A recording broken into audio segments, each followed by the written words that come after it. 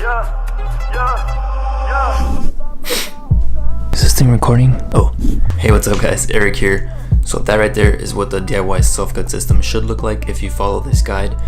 Really quick before we begin though, I want to give credit where credit is due. When I saw the price on the self-cut system, I was like, nah, I'm not spending 100 on some mirrors. So I did what most people do and I searched up a DIY on YouTube. This dude, Z Green TV, made a DIY and I liked what he did. Unfortunately for him, he had to go through some trial and error to get the mirrors the way he wanted. But thanks to him, we don't have to. Anyways, let's get into what items you'll need for this build. You're gonna need a pack of narrow utility hinges. I got the 1.5 inch variant. And also a pack of T hinges. I got the 2 inch variant on these. I got both of these packs from Home Depot for a total of $524. Next up, you're gonna need 3 wall mirrors. These are 16 inches by 16 inches and I got these from Walmart for $4.88 a piece for a total of $15.67. So $20 and some change for everything. Alright, so the tools I used were a power drill with a Phillips bit, a hammer, 2 pliers, and a Sharpie marker. Here, I'm putting the hinges over the mirrors to kind of visualize what I'm going to do before I start.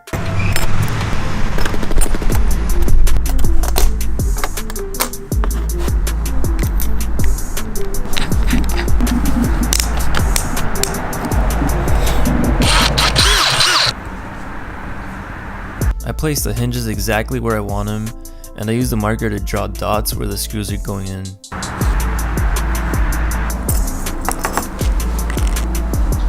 Using the hammer, I tap the screw on the marks to make some guide holes. This kind of helps the screw go in easier. A better way would be to use twist drill bits, but the sun was setting and I wanted to finish this before it got dark outside. I'm not screwing the screws all the way in just yet. Once I got all 4 screws in, I make sure the mirrors are straight and then I tighten up the screws.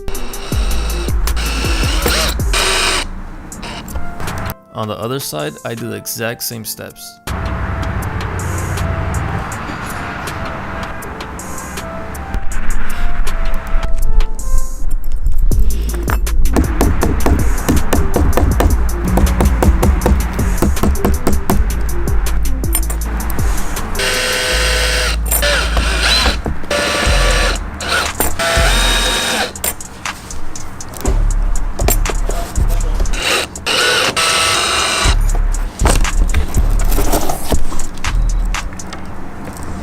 So right here, I noticed the screws protrude a bit on the back side. You can either grind the tips afterwards with the grinder, or maybe use some small washers so that the screws don't poke out at all. Also, for this reason, you should work with a cardboard underneath, especially if you're doing this indoors. It'll be the same process for the third mirror, but I made sure the hinge is hanging slightly off the outer frame so that it doesn't get in the way when folding the first mirror. It'll make sense once you're building it.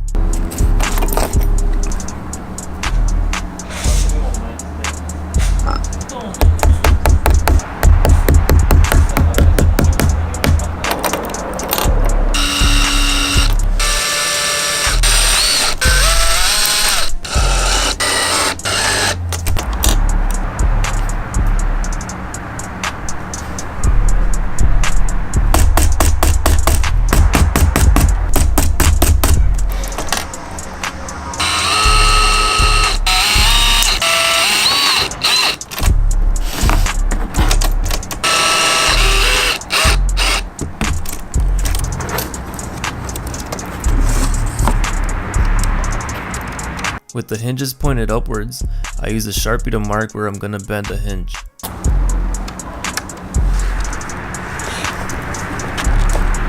I use a set of pliers to hold the hinge just left of the Sharpie mark, and with the second pair of pliers I bend upwards. It's only going to bend about 45 degrees, so with the hammer I tap it until it bends about 90.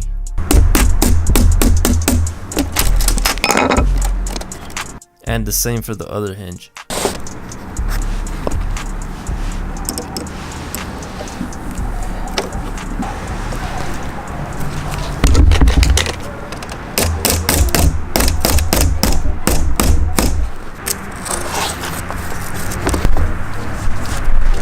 I set the third mirror facing down and I'm ready to screw it in place.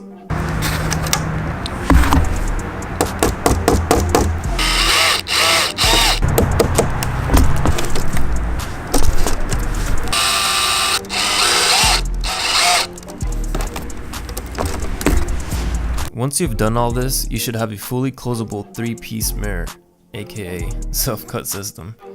If you notice, I put some self-stick felt pads that I had laying around the house. That way the screws won't scratch the mirror frame when I close it. But again, this can definitely be prevented. Here's a quick shot of the before and after of my very first self-cut. I was gonna film it, but since it was my first time, I wanted to focus completely on the cut. Oh, and I didn't do the back side just yet, maybe next time. Anyways, I hope this video was helpful and thank you for watching.